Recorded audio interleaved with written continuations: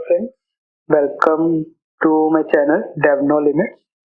तो हमारा आज का टॉपिक है वेरिएबल्स कि हम कॉटलिन में वेरिएबल्स कैसे डिक्लेयर करते हैं और कितने टाइप्स के वेरिएबल्स होते हैं। तो चलिए सबसे पहले देखते हैं वेरिएबल्स कितने टाइप्स के होते हैं, कैसे इनिशियलाइज करते हैं कॉटलिन में।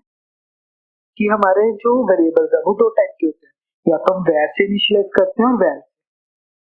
चलिए इसका हम प्रैक्टिकल भी देखेंगे। सबसे पहले देखते हैं वैर और वैल में डिफरेंस, जो कि बहुत सारे इंटरव्यू क्वेश्चंस में पूछा जाता है। वैर क्या है? वैर म्यूटेबल है। वैल क्या है? इम्यूटेबल है। म्यूटेबल का मतलब क्या होता है कि जो वैल्यू हमने उसको असाइन कर दी, लाइक मैंने a को 20 असाइन किया, तो मैं बाद में जाके उसको चेंज कर सकता हूँ, लाइक मैं a को 30 भी असाइन कर सकता हूँ। वैल इम्यूटेबल है, मीन्स इसको हम असाइन नहीं कर सकते दोबारा वैल्यू, जो हमने डिक्लेयर कर दी वही value all of the scope चलेगी। स्कोप मीन्स वो क्लास के अंदर डिफाइन है, तो पूरी क्लास में वही रहेगा, और एक बार जो डिक्लेयर कर दिया वो चेंज नहीं होगा। दूसरा है can be assign multiple times. ये वही है कि हम मल्टीपल टाइम्स एक वेरिएबल की वैल्यू असाइन कर सकते हैं और वैल को नहीं कर सकते।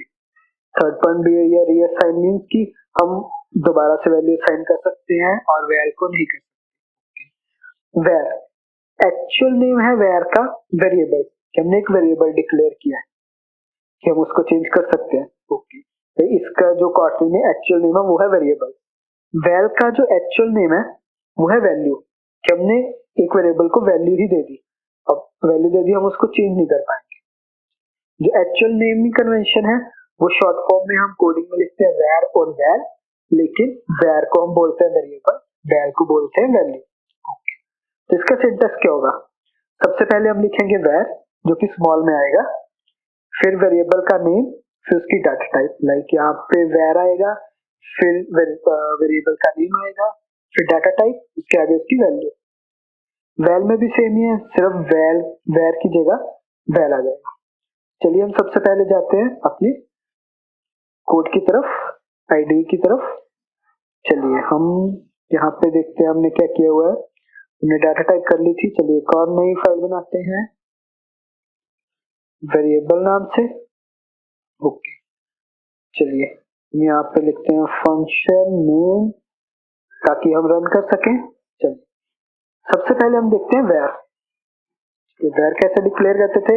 वैर क्लास का नेम स्ट्रिंग, वैर वेरिएबल का नाम मैं कुछ भी दे देता हूँ, नेम, उसकी डाटा टाइप स्ट्रिंग। चलिए equal to this Dave no limit. चलिए अब हम एक वैर भी डिक्लेयर करते हैं, कैसा? वैर ठीक है, यहाँ पे क्या लिखे?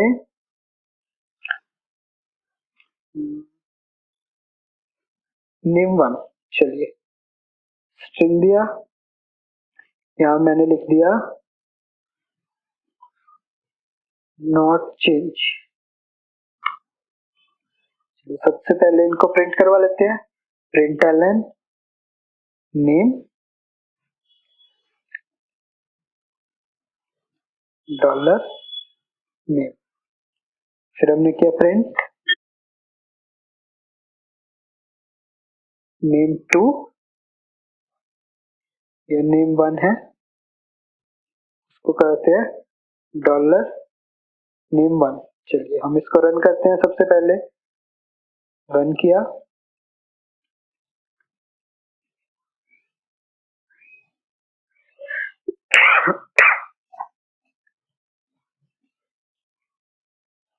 हमारे पास वैल्यू क्या है? नेम में वैल्यू है Dave no limits, name one में है नॉट चेंज।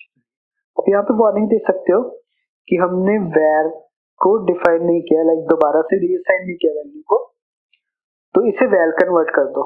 नहीं, हम नहीं करेंगे क्योंकि हमें आगे जाके चेंज करनी है। तो ये देखिए इसने डाटा टाइप्स को हाईलाइट करना छोड़ दिया, क्योंकि इसमें हमने वैल्यू दी है तो ऑटोमेटिकली कॉटलिन में डाटा टाइप्स उठा लेता है। तो इसको अगर रिमूव भी कर देंगे तो भी कोई इश्यू नहीं होगा।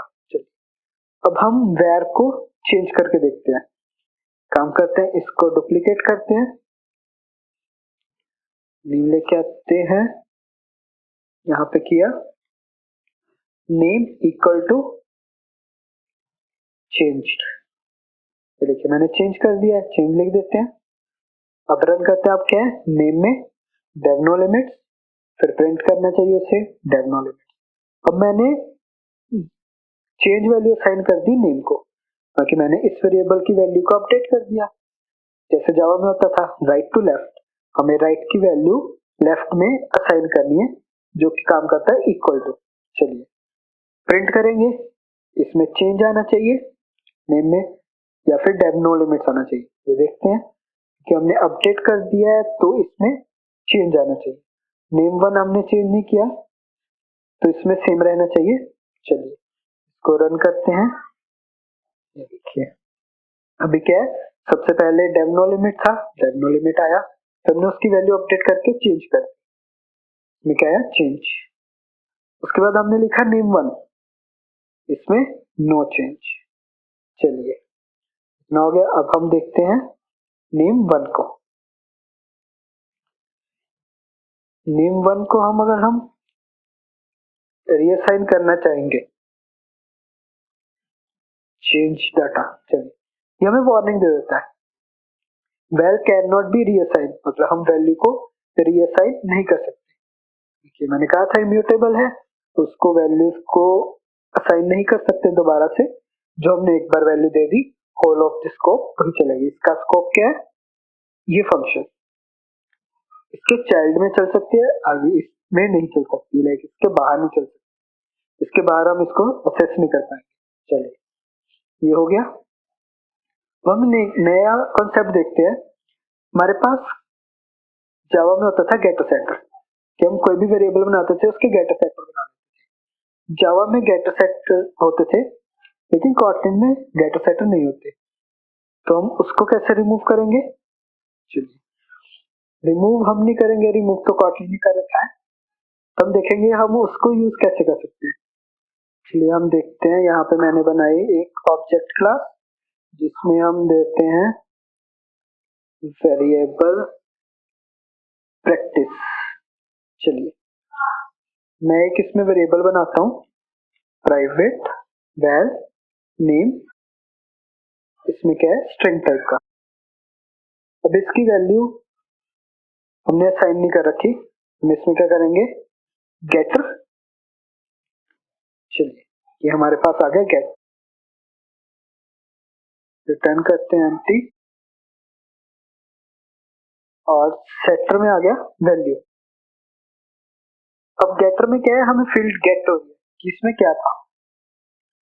चलिए और सेटर में क्या है कि हमें वैल्यू मिल रही है, हम इसको असाइन करेंगे। तो हर एक वेरिएबल के अंदर एक फील्ड होती है, लाइक उसका नाम फील्ड है, उसको फील्ड भी बोल सकते हैं, एक वेरिएबल भी बोल सकते हैं कि है। फील्ड हो गया स्ट्रिंग टाइप का, जिस टाइप का वेरिएबल होगा उसी टाइप की फील्ड इक्वल टू वैल्यू। हम इस फील्ड को वैल्यू असाइन कर देंगे। वैर है तो हम इसको कर देते हैं वैर। चलिए अब हम इस पे कंडीशन भी लगा सकते हैं। मैं क्या करता हूँ, यहाँ पे लिख देता हूँ ये, यहाँ पे लिख देते हैं फील्ड, रिटर्न क्या आ रहा है फील्ड।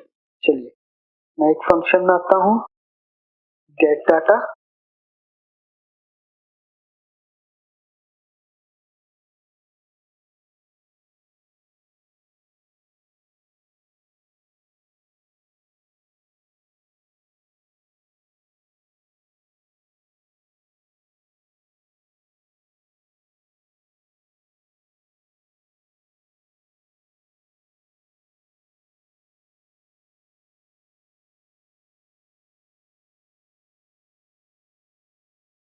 चलिए मैंने यहाँ पे दो फंक्शन बना रखे हैं, एक गेट डाटा का जो कि हम नेम वेरिएबल को गेट करेंगे, और सेट डाटा।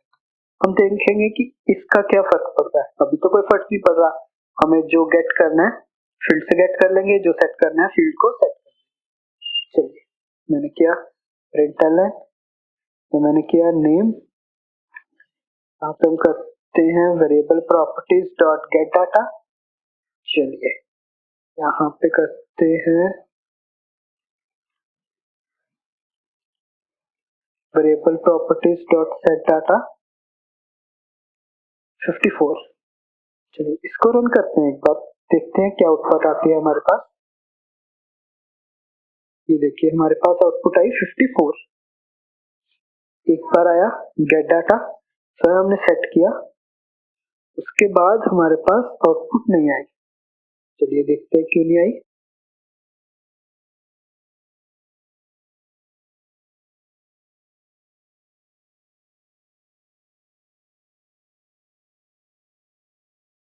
चलिए इसको ऊपर लगा कर देखते हैं। चलिए इसको रन करते हैं।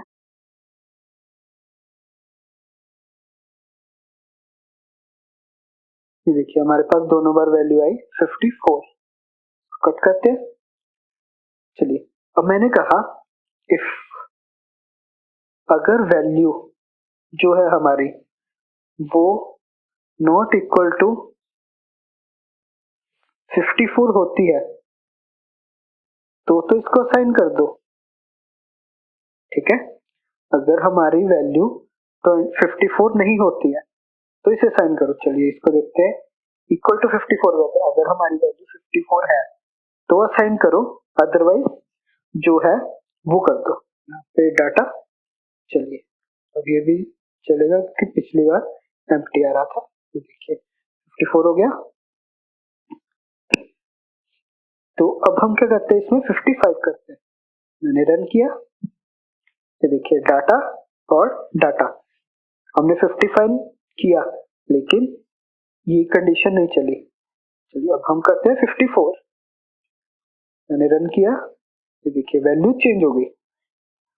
क्यों हुई? क्योंकि हमने सेटर के अंदर कंडीशन लगा रखी थी, अगर हमारी वैल्यू 54 होती है तो ही उसको साइन करो, अपडेट करो, अदरवाइज कुछ ना करो बस। तो इसमें हमारे गेट सेटर भी यूज हो गए। हम यहाँ पे वैलिडेशंस भी लगा सकते हैं।